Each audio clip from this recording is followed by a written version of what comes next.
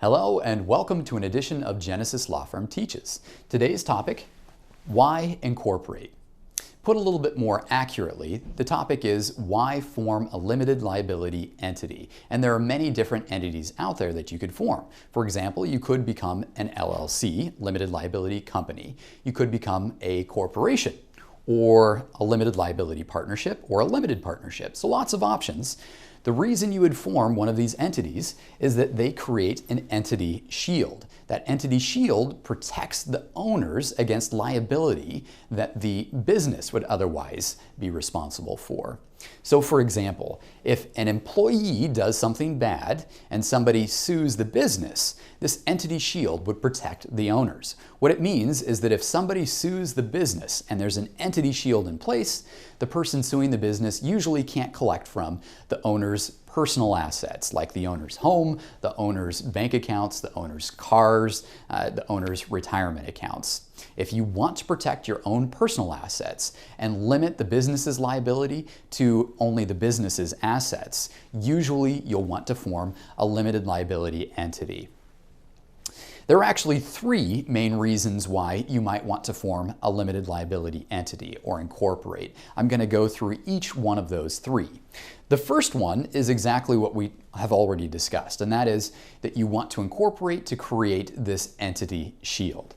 The second reason you might want to incorporate is because it looks more professional. It looks more professional in the eyes of the people who might be using your business. It looks more professional in the eyes of banks, people who might be lending you money. And it looks more professional in the eyes of the people who might be buying into your business, whether buying in as potential owners or joining with you in a joint business project of some sort, or perhaps somebody who might want to buy the entirety of your business. The third reason you might want to incorporate is that it makes you less of a target for lawsuits. Attorneys who are about to file a lawsuit will usually investigate the potential defendant to determine whether the defendant is worth suing. If there is more money in the pockets of the people who you might sue, more likely that you'll file that lawsuit.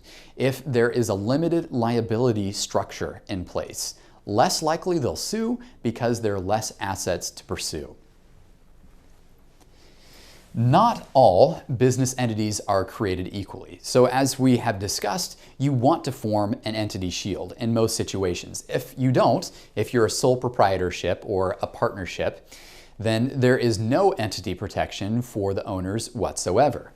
If you form an LLC, again, that's a limited liability company, or if you form a corporation, that's what provides the best entity protection.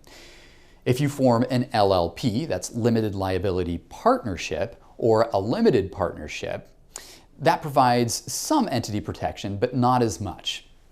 Especially a limited partnership. A limited partnership provides no entity protection for the people who operate the business. And so that's oftentimes not a great choice, but sometimes it is the best choice, depending on what you want to do with your business.